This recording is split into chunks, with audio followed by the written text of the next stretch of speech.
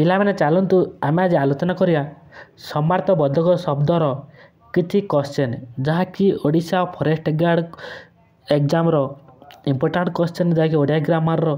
ଦେଖନ୍ତୁ ପିଲାମାନେ ଯେଉଁମାନେ ଓଡ଼ିଶା ଫରେଷ୍ଟ ଗାର୍ଡ଼ ପାଇଁ ପ୍ରିପେୟାର ହେଉଥିବେ ସେମାନେ ପାଇଁ ଗୋଟିଏ କଥା ମୋର, ପ୍ରତିଦିନ କ୍ୱେଶ୍ଚନ୍ ପ୍ରାକ୍ଟିସ୍ କରି ରଖନ୍ତୁ। ଏଇଟା କ୍ୱେଶ୍ଚନ୍ ପ୍ରାକ୍ଟିସ୍ର ସମୟ। କ୍ୱେଶ୍ଚନ୍ ପ୍ରାକ୍ଟିସ୍ କରନ୍ତୁ ପ୍ରତିଦିନ ସକାଳେ 2 ଘଣ୍ଟା। ଆପଣ ବ୍ୟାୟାମ ଫ୍ୟାୟାମ କରନ୍ତୁ, ଯାହା ବି ଅଛି କ୍ରାଇଟେରିଆ ଅଛି ଆମର ଫରେଷ୍ଟ ଗାର୍ଡ଼, ତାହା ବି ଡେଲି କରନ୍ତୁ। ଚାଲନ୍ତୁ କ୍ୱେଶ୍ଚନ୍ ଷ୍ଟାର୍ଟ କରିବା। କ'ଣ କହିଛି ସମାର୍ଥବୋଧକ ଶବ୍ଦର ପ୍ରଥମ କ୍ୱେଶ୍ଚନ୍, ଅମୃତ ଶବ୍ଦଟିରେ ସମାର୍ଥବୋଧକ ଶବ୍ଦଟି କ'ଣ? ଏହି ଅମୃତ ଶବ୍ଦଟିରେ ସମାର୍ଥବୋଧକ ଶବ୍ଦଟି କ'ଣ? ଦେଖନ୍ତୁ ତାର ସମାର୍ଥବୋଧକ ଶବ୍ଦ ହେଉଛି ଅମିୟ। Right answer D. ନିମ୍ନଲିଖିତ ଶବ୍ଦମାନଙ୍କ ମଧ୍ୟରୁ ଅସୁର ଅର୍ଥ ପ୍ରକାଶ କରୁଥିବା ଶବ୍ଦଟି ଲେଖ। ଏଇ ତ ଅସୁର ଅର୍ଥ ପ୍ରକାଶ କରୁଥିବା ଶବ୍ଦଟି କ'ଣ? ଏଇଟା ଜାଣିଥିବ ନିଶ୍ଚିତ, ମାନେ ଏଇ ଦେଖୁଥିବ ଟିଭି ସିରିଏଲ୍ ଅସୁର ଦୈତ୍ୟ, ଶୁଣିଥିବ ଏଇଟା ମଧ୍ୟ। ତାର ଉତ୍ତର ହେଉଛି ଦୈତ୍ୟ।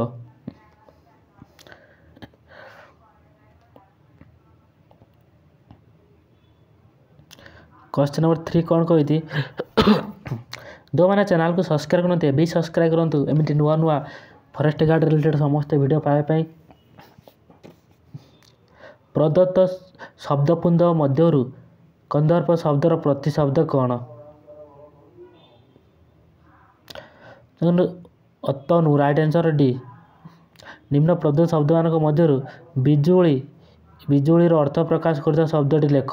ଏଇ ବିଜୁଳି ଶବ୍ଦର ଅର୍ଥ ପ୍ରକାଶ ଶବ୍ଦଟି ଲେଖ।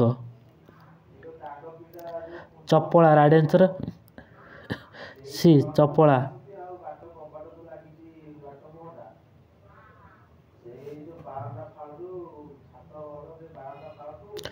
ମୟୂର ଅର୍ଥ ପ୍ରକାଶ କରୁଥିବା ଅନ୍ୟ ଏକ ଶବ୍ଦଟି ଲେଖ। ଏଇ ଯେ ମୟୂର ଶବ୍ଦର ଅଛି, ତାର ଅର୍ଥ ପ୍ରକାଶ କରୁଥିବା ଅନ୍ୟ ଶବ୍ଦଟି କ'ଣ? ସିକି। ରାଇଟ୍ ଆନ୍ସର ବି, ସିକି। ଆକାଶ ଶବ୍ଦର ଅନ୍ୟ ଏକ ପ୍ରତିଶବ୍ଦ ଲେଖ। କହୁଛି ପିଲା ଆକାଶର ଅନ୍ୟ ଶବ୍ଦ କ'ଣ? ଦେଖନ୍ତୁ ଆକାଶର ଅନ୍ୟ ହେଲା ଅମ୍ବର। ରାଇଟ୍ ଆନ୍ସର ବି। କଟକର ଅନ୍ୟ ଏକ ସମାର୍ଥବୋଧକ ଶବ୍ଦଟି ଲେଖ। କଟକର। କଟକ ନଗର ଶୁଣିଥିବ। ରାଇଟ୍ ଆନ୍ସର ଏ, ନଗର। ଅଜା ଶବ୍ଦର ସମାର୍ଥବୋଧକ ଶବ୍ଦଟି ଲେଖ।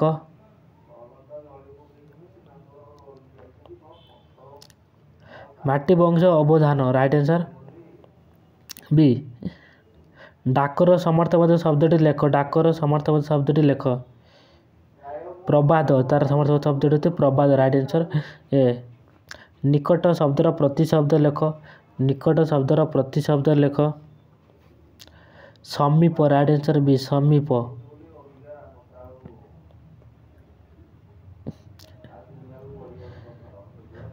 ଜାଲର ଏକ ପ୍ରତିଶବ୍ଦ ଲେଖ। କ'ଣ ଜାଲର ପ୍ରତିଶବ୍ଦ କ'ଣ?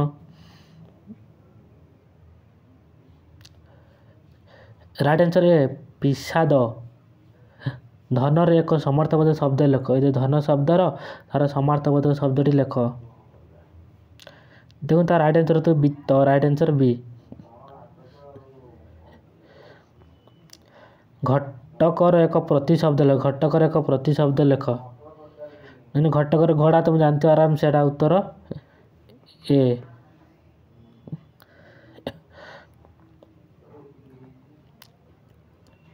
ପରମାର ଏକ ସମାର୍ଥବୋଧକ ଶବ୍ଦ ଲେଖ। ପରମାର ଏକ ସମାର୍ଥବୋଧକ ଶବ୍ଦ ଲେଖ।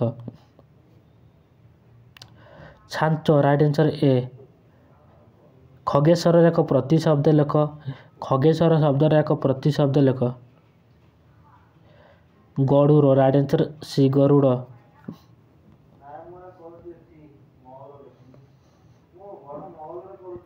ତଲାର ଏକ ପ୍ରତିଶବ୍ଦ ଲେଖ। ପାଦ। ରାଇଟ୍ ଆନ୍ସର ବି। ଝଜ ଶବ୍ଦର ଅର୍ଥ କ'ଣ?